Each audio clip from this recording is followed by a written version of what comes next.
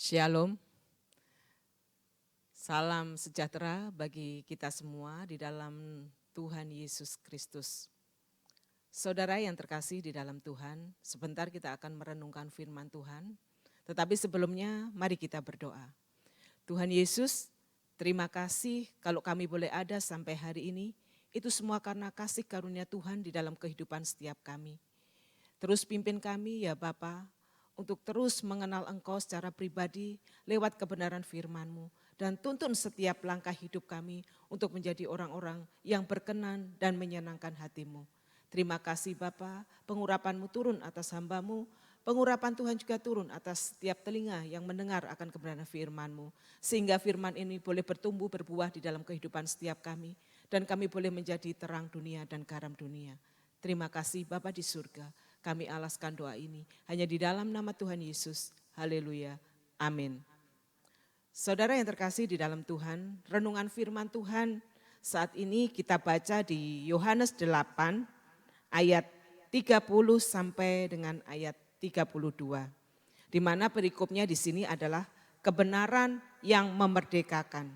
Saya akan membacanya. Setelah Yesus mengatakan semuanya itu, banyak orang percaya kepadanya. Maka katanya kepada orang-orang Yahudi yang percaya kepadanya, jikalau kamu tetap dalam firman-Ku, kamu benar-benar adalah murid-Ku. Dan kamu akan mengetahui kebenaran dan kebenaran itu akan memerdekakan kamu. Di ayat ini Tuhan Yesus dia menginjil, dia menyampaikan kebenaran firman Tuhan kepada orang banyak. Seperti di ayat 30 kan disampaikan ya. Bagaimana Tuhan Yesus menginjil, menyampaikan kebenaran firman Tuhan kepada banyak orang.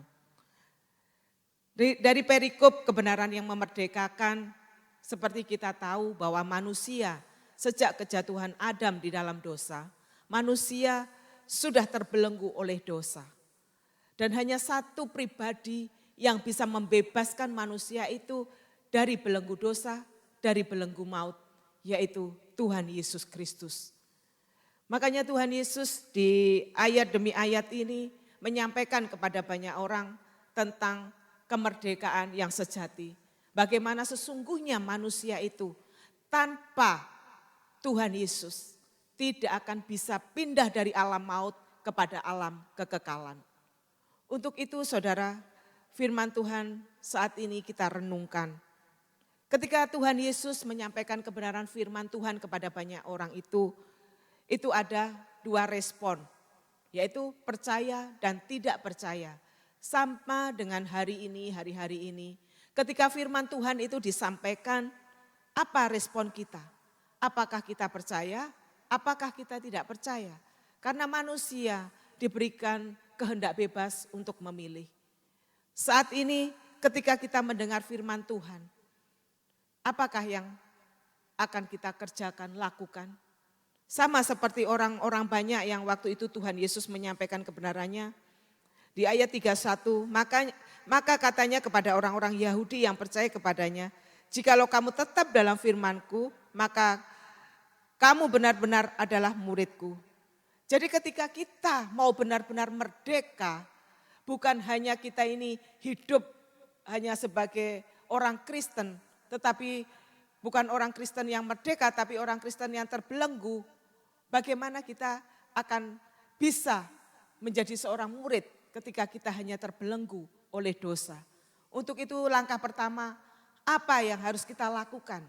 Ketika Tuhan Yesus sudah memberikan anugerah keselamatan bagi kita semua, apa respon kita? Yang pertama adalah kita harus percaya sungguh-sungguh bahwa Sang Juru Selamat itu hanya Yesus Kristus Tuhan. Bahwa Sang Penyelamat, Sang Pembebas dari belenggu maut itu hanya Tuhan Yesus. Seperti firman-Nya bahwa Tuhan Yesus mengatakan bahwa akulah satu-satunya jalan kebenaran dan hidup. Tidak ada yang bisa sampai kepada Bapa selain melalui aku.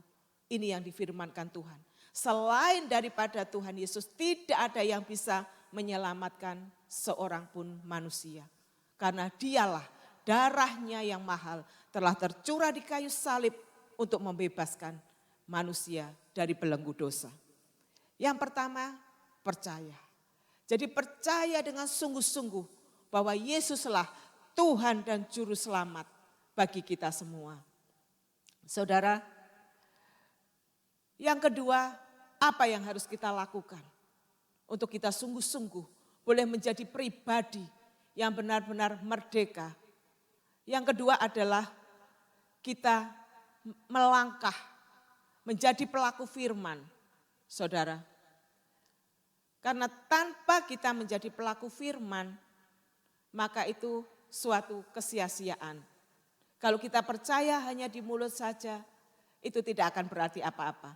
Ibrani 10 ayat 6, tetapi tanpa iman tidak mungkin orang berkenan kepada Allah. Sebab barang siapa berpaling kepada Allah, ia harus percaya bahwa Allah ada dan bahwa Allah memberi upah kepada orang yang sungguh-sungguh mencari Dia. Saudara, jadi harus sungguh-sungguh kita berada di dalam kebenaran firman Tuhan. Setelah kita percaya, yang kedua menjadi pelaku firman. Apa yang harus kita lakukan? Bagaimana kita bisa menjadi pelaku firman? Yaitu kita harus tinggal di dalam firman Tuhan. Seperti ayat 31 yang disampaikan, jikalau kamu tetap dalam firman-Ku, kamu benar-benar adalah murid-Ku. Dan kamu akan mengetahui kebenaran dan kebenaran itu akan memerdekakan kamu.